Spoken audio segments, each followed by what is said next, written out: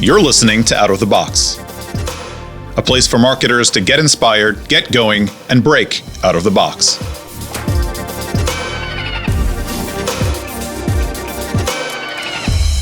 So welcome back, everyone. You're listening to Out of the Box, the marketing podcast exploring out-of-the-box approaches to marketing and growth. Now, today on the show, we have Mike Brooks, who is SVP Revenue at WeatherBug. Mike, thank you very much for being on the show today. Oh, thanks so much for having me. Excited to be here. So, full disclosure to our listeners, this is the second time Mike and I are doing this. Unfortunately, the first time the sound couldn't keep up with our awesome and excitable conversation. So we're going to do it all again for you guys. So much content, too much for the recording to handle. So we're going to do it all again for you guys. And so let's start, since we haven't done this yet. Mike, do you want to sort of introduce yourself? Tell us a little bit about your slightly strange journey from academia to ad revenue. How does one go from getting a master's in applied economics to running the revenue organization for WeatherBug? Absolutely. You have, the number one key I can suggest is avoiding finance jobs. That was my number one goal out of grad school. So I'll give a little bit of the backstory. So I graduated college. I didn't know what I wanted to do. I studied international studies and econ undergrad, but after graduating, didn't really know what I wanted to do. So I got a job in alumni relations doing email marketing, my first role ever in marketing, while I got my master's. And, because it was for the school, they paid for the master's. So that was, it was a heavy math and statistics master's. It was like using statistics to apply to problem solving. So I loved it. But, it kind of funneled people towards the finance jobs. So people were being recruited for consulting and finance and banking. And for me, the lifestyle and the culture wasn't a really good fit. I'm a little bit more low key than I think some suit and tie jobs that I might have been funneled into. So to be honest, after graduating grad school, I found AOL at a Baltimore career fair at Hopkins. We hit it off, and that's where it started. So I would say it was completely random. I had no idea I wanted to get into digital, and finding AOL at a career fair is what started me as an analyst. And after 6 years of evolving at AOL from an analyst to the first mobile hire to the first mobile app hire, and then once Verizon acquired us, I took on a role running the preload business and some native on-device things for the carrier. And just the exposure to mobile and growth was incredibly, incredibly exciting and fun for me. And I realized, for me, I loved AOL, Verizon, Yahoo, and I learned so much. I was there 6.5 years. It was time for me to kind of take the reins myself. So I really wanted to try having a more diverse role at a smaller company versus running just mobile app install business for AOL. So 2 years ago, made the jump to WeatherBug, and we have faced some interesting challenges, but have more or less been wildly successful. Have grown 50% in the past 2 years, and we are off to the races. So it's an exciting time to be doing what we're doing. But it was certainly a windy road to get here. So tell me, let's talk about WeatherBug a little more. I'm assuming most are familiar, but for people who aren't, why should someone be downloading Let's do a bit of growth for you. Why should someone be downloading WeatherBug today as opposed to any other weather app? The competitive set. So I'll tell you why I love it. For me, one of the things that we are best in class in is lightning alerts. So for me, I don't go boating and swimming that much, but I love golf. So for me, the biggest thing that can impact you as a golfer is knowing the proximity of lightning, and every strike that's happened in the last 30 seconds across the country is very important for understanding when we're going to be able to play the rest of the day and when we're not. So for me as an individual user, I love it specifically for golf. But people come to us for all sorts of reasons. Forecast accuracy, fire, air quality, allergies, very specific hyperlocal weather versus, I would say, some of the more big box weather apps out there. But from a hyperlocal perspective, for me, I kind of hook into 2 or 3 features that really fit my lifestyle, and that's what's made WeatherBug super valuable for me long term. I think that kind of it goes to something which certainly applies in marketing, and it's actually I repeat this a lot. Actually, it comes up a lot. It's Seth Godin that says, the more specific you are. I'm sure other people have said it too, but he says it most memorably. The more niche you go, the more specific you are in your offering, the more likely you are to really catch on with users, as opposed to kind of going mass market and hoping to appeal to everyone, and then potentially losing everyone as well because you're not really appealing to the specificity of people's experience and what they're looking for. So I think there's definitely something in going for specific features or hyper local, or going for the golfers. It's a marketing strategy for sure. Yeah, absolutely. But tell us about your job, your role, SVP Revenue. That's quite a nice broad title. What's in there? What constitutes being SVP Revenue at a mobile app company today? Absolutely. So I can speak to WeatherBug and how we manage and structure things. But we are, I would say, generally an engineering and product-led organization.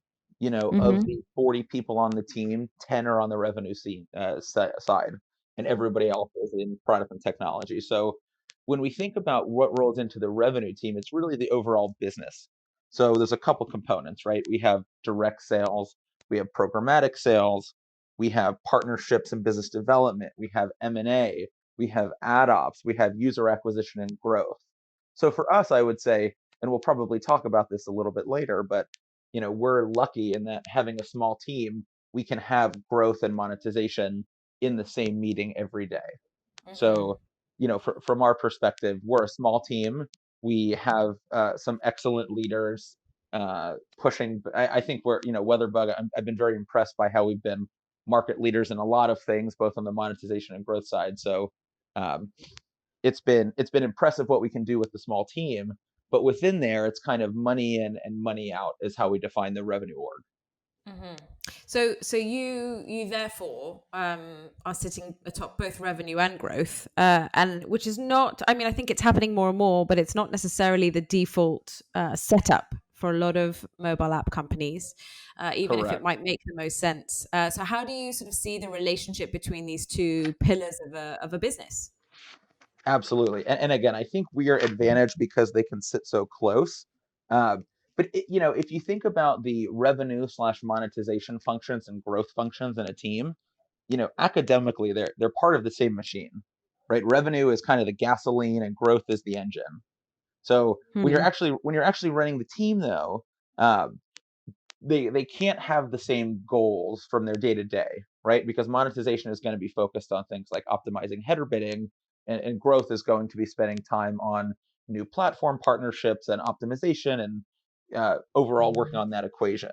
So it's hard on the ground floor to make sure everybody's going to be working on different things for the business, but it is incredibly important that they understand everybody on the team understands that they're part of that macro equation of how we do business, right? We every day the business comes down to two functions, and that's ARPDAU, or average revenue per daily active user, and then DAU, so the total number of people showing up every day. So with those two functions, everything in the business follows. So by rolling up to those larger macros between the two teams, but having a meeting twice a week of exactly how that equation is coming together has been very, very important. So having people look at the same numbers all the time and understand why people are working on what they're working on uh, kind of gets everybody to have a stake in the growth loop that's important for any app to be successful. Mm-hmm. I mean, you've started talking about this already. It sounds like the way to get two disparate teams with let's not call it, I guess, disparate goals, but different day-to-day activities to work better together is to unite, to get them on the same kind of page when it comes to overall goals, or mission, maybe you might call it. But sort of other practical tips you can talk about, or practical ways that you guys help these two teams who also might have different types of people in them, different sort of personality types or professional skill types?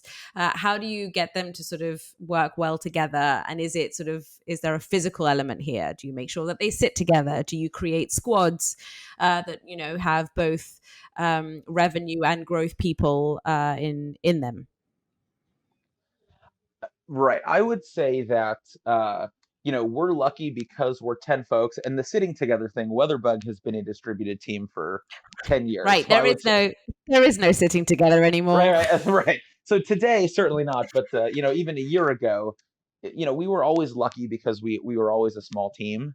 Um, Mm, but one of the things that, as I kind of grew up in the app world, one of the incentives that I think was always misaligned was forever people were gold off of installs, right? If you were a user acquisition lead or you were a growth lead, you were being measured by installs. And look, I haven't spoken to a lot of folks about that specific structure, so I can't speak to if they still do that today. But I think that is one of the inherent wrongnesses inherent wrongs from the past 7 years of mobile app growth, and that is something at WeatherBug we have never and will never do. So we will never incentivize anybody to drive installs. We won't even incentivize to drive retention. Even the growth team is gold off of revenue because they have mm, just as large a stay in it with retention as mm, monetization does with increasing CPMs. So we've never gone to any derivative comp metric mm. other than overall revenue to the business. I mean, I think it's also about increasing accountability. Yeah. It's it's not it's also a little bit like saying, you're not here to do a job in a silo. You're contributing to the success of a business, and that requires an understanding of a complex picture that's bigger than how many users did you buy today.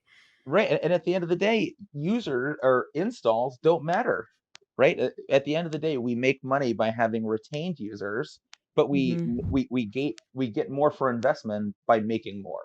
So by getting rid of, I would say, superfluous metrics and making sure everybody understands how we think about the business as a business, that has been wildly successful. Is not comping or moving towards anything other than how is the business growing revenue and retention wise.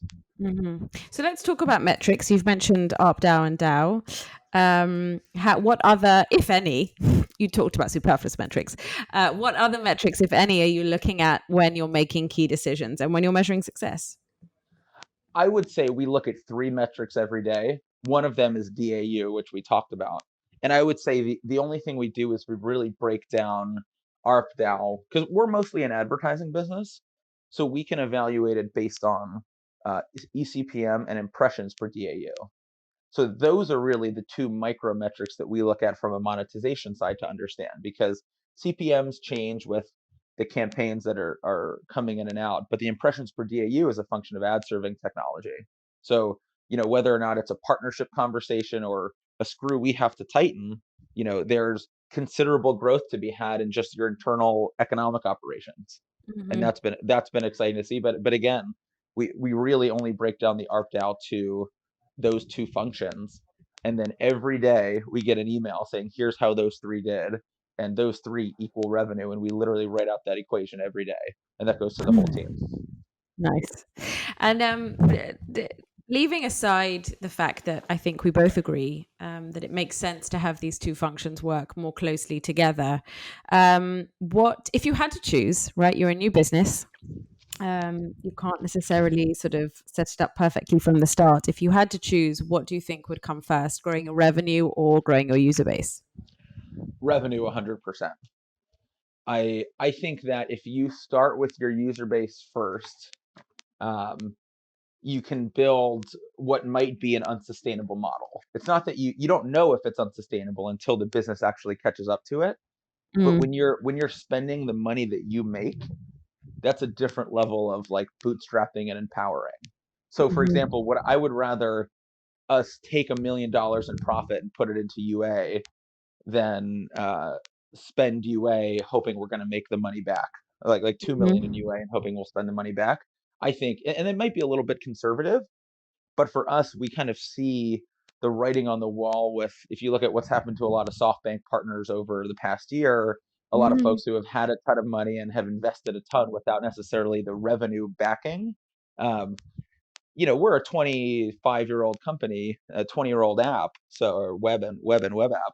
So we've been doing this a while. So we don't really have to make those kind of gains. But that scares me. If WeatherBug ever turned into that kind of organization where, we were able to 20x our investment the next day, I would be more concerned than happy. Mm-hmm. Yeah, I think that makes sense. Although I don't think it's a given. So what do you sort of think is the ideal, let's say you're a much bigger organization, and you're not just 10 people. How do you think it makes the best sense to structure revenue and growth within an organization? So I would say, I'll answer the question by kind of explaining how WeatherBug is organized today, and then as we grow, where I think the resources are going to be needed the most. So today, there's direct sales roles, including direct sellers and account managers and ad ops. We have 2 folks focused on programmatic, only one on BD and one on data and reporting. So when I think about the challenges of the future, and we'll talk about those, especially with iOS 14, data flows become very, very, very important. So when I think about the revenue team, who I think the next 3 hires will be, they actually won't be revenue generating roles. They'll probably be operations and data engineering. I think the future of advertising and mobile, et cetera, with issues with IDFA and identifiers, the transmissibility of identity and targeting and attribution becomes much more of a science. And the technical prowess you need to partner with other companies becomes much higher. So I think that will increase direct sales. I think especially on the monetization and growth side, data flows become much more important. At the same time, I think a lean growth team is important. I would rather folks have a team of 3 or 4 focus completely on big high level partnerships and then test a couple things through. But I think that especially a marketing growth team, if you're getting to the 50s, 60s, you certainly need to have your revenue together at that point. I would be worried if I'm on a growth team and we're pre-revenue and there's 50 of us. I think you can scale up a very large organization with 4 people focused on growth, surrounded by data scientists, but more data engineers. Mm-hmm. And what about differentiation? We talked about going after a niche audience, but WeatherBug does sit in a super competitive space. How do you guys go about differentiating yourself and also sort of differentiating your growth strategy or innovating in your growth strategy? Absolutely, and I'll tell you exactly the playbook.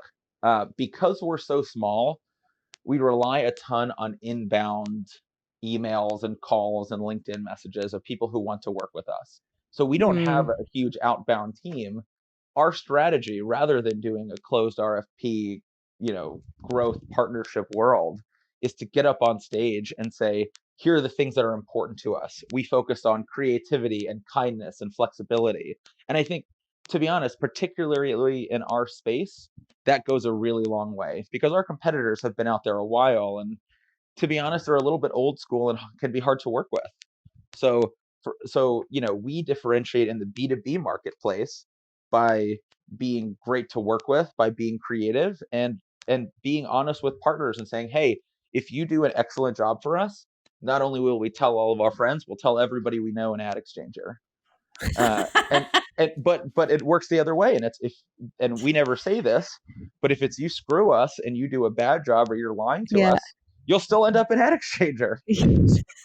So it's like a nice agreement that we have going into it, of a social contract, and we don't really get people trying to cheat us because they know that's how we roll. So that's been from a partnership selection strategy. The getting up on stage has been really great, and we've had a ton of super positive inbound things that have turned into our biggest partnerships ever. Wow.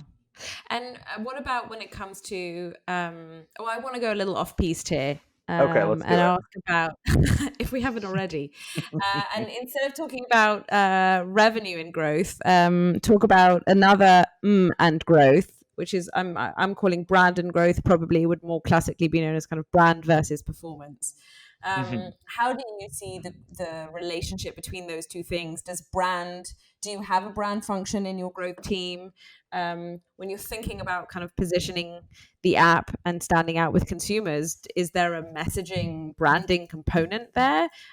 Or do you really sort of, the bulk of success comes from just really smart growth strategies?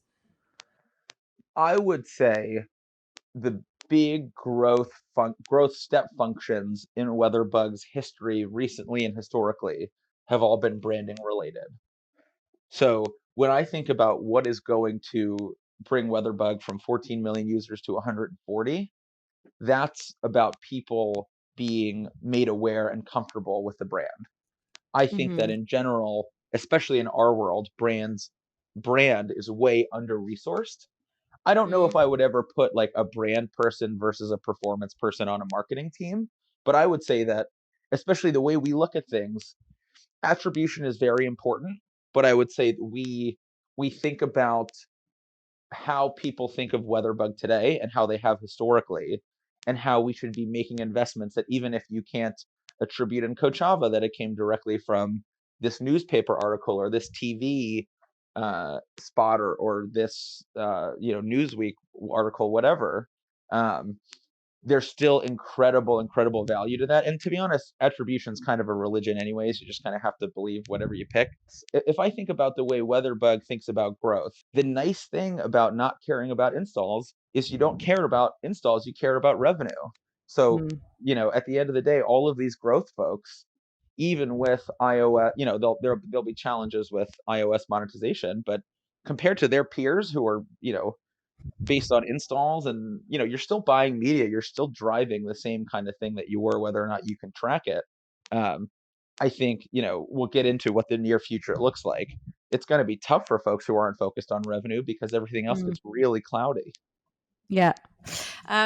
So before we dive down into the depths of iOS 14, let's talk more generally about the industry and how you see trends you see picking up steam in 2020. Obviously, there's been a bit of a curveball thrown at everything with COVID. But what have you noticed happening more and more, and that you think we're going to see more of in future? I'll say probably the same thing a lot of folks say in consolidation. If I look at the way WeatherBug has spent its money since, this is the third budgetary year I've been through here, even though I've only been here 2 and change. We're spending 4 times as much money today than we were when I got here. And we are doing it with 40% of the partners. So long term, I think that maybe people will continue spending on Google, Facebook, etc. But outside of those two, relationships where people understand your business and how to grow it are going to be the key differentiator. So it's not so the world of it's going to be self-serve and I'll figure it out myself and I'll be efficient. I think people are going to realize that if you can build strong relationships with a couple folks who really have your best interest at heart, and I think, to be honest, you guys are great partners to WeatherBug in that sense, and we put you in that bucket. That Yes. is, When's that exchange article? I'm waiting for it. that's the future, right? The future is having QBRs with 6 partners, all of them getting more than $1 million, and us saying, how can we partner to bring the gospel of WeatherBug to the users on TikTok, Snapchat, Pinterest, publishers, the list goes on and on. That's what I think the world is going to. I mean, I think it's kind of encouraging. If you are among the chosen few, it's encouraging. Now let's do it. Let's talk about iOS 14 and Apple and your take on on the changes they're making around IDs and privacy. Absolutely. So what I would say is I kind of have 2 different hats on because WeatherBug is owned by Ground Truth, which is a mobile location DSP.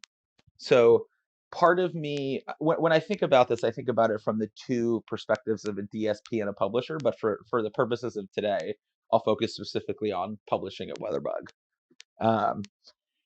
I would say the IDFA news and IDFA going opt-in with iOS 14 is the biggest piece of news in mobile in the 7 years that I have been in it. Mm-hmm. It is a fundamental change. When really what it is it's making tracking across apps and sites opt-in by app, right? So that's the big functionality change. What that means ostensibly is the supply of IDFA goes down because not everybody's going to opt in. Early on, ourselves included, numbers like 15% opt-in are flying around. So if you're looking at a world where 30% is already limit ad tracking and the existing world is only 15% of what's left on iOS, is that identifier enough to be kind of the gasoline to the engine that we talked about earlier? I don't know, but there's a lot of variables within that of how can publishers increase access to IDFA, how our attribution and general media partners going to change in the next year. And look, this is the first of three things chronologically, right? This is the IDFA being changed. There's still the cookie announcement for early 2022, where on the website, Chrome is going to disable third-party web cookies. And then there's the question of what Google's going to do. So the impacts, what this is really is this is the beginning of a big shift in media. I don't think anybody's going to go under in the next 4 months as iOS 14 comes out, but I think it means that whatever you were running towards from a growth perspective, from a monetization perspective, you have to be very, very thoughtful that you're running towards a place that you want to be going. And that's going to change in the next 2 years, right? The focus on third-party data versus first-party data. The question of how do we get our ad buying clients attribution? There's a couple big questions as to how is it going to impact us, but we've boiled it down to two major buckets, one being user acquisition and one being monetization. If you want to dig into it for a second, I think ironSource has two huge opportunities in front of it, in addition to everything else it has going on. But this news makes Aura and this makes Supersonic Studios both incredibly valuable, like 10 times more valuable than they were a year ago, even though we love Aura and have been partners for a long time. So I think that of all the companies out there, you guys are actually in decent position. I think that if you don't have a lot of O&O and you don't have a lot of scale, Apple is basically saying if you're not the same company, you're not going to be able to use this data without getting consent. And the idea is you're probably not going to be able to get consent the way that they have engineered it. Yeah, they control the prompt. So we're probably not going to get a lot of opt-ins. Okay, moving on to brighter questions. Last one for this episode. What is the most out of the box marketing you have ever done yourself or seen done? So I will talk a second about what one of the things that WeatherBug did that I thought was just really, really special from a marketing test perspective. And that is we had a partnership with the New York Post to do a CPI campaign in print. So I don't know if that's ever been done before, but one where or you since. or since. Actually, you know what's funny? I have seen it done since for a couple other digital products, but not yet apps. And to be honest, it was very effective. It was in the beginning of COVID when prices in print were way down, and a lot of my the old AOL crew is now in the leadership at New York Post, and we put together a pilot of today. Probably needs some mechanic twisting on the business to make them super happy long term, but for WeatherBug, like the majority of our budget gets spent in digital and mobile, and that's fair because that's where users are, but we are untouching the rest of the world. So when we can start combining some of the strategies and things that make us successful that we know in digital and bring those into the real world, like print or even TV we've tried, that's going to unlock a ton of growth and a ton of scalable growth, I think, that we've been ignoring for a long time. Interesting. It reminds me a little bit about I don't know if I'm correct here, but a little bit about a little bit of Eric Sufet's article. I don't know if you've seen it on media mix models, Yes. and sort of bringing in those quote unquote sort of unmeasurable channels into a more cohesive kind of growth strategy, and just understanding that it will have an impact on incremental growth. That is exactly how we think about things. And like I said, we get on stage just like this one and say, if you guys have great, funky, out of the box ideas, hit us Let up. us And, know. we love partnering with you guys on that kind of stuff too. Yeah. Well, you heard it here, maybe not first, but most latest. Mike, thank you very much for doing this again with My us. This pleasure. was, I want to say, I'm pretty sure this was as fun as the first time. And yeah, thank you everyone else as usual for listening. Thank you, friends. It was great spending time here. Thank you so much.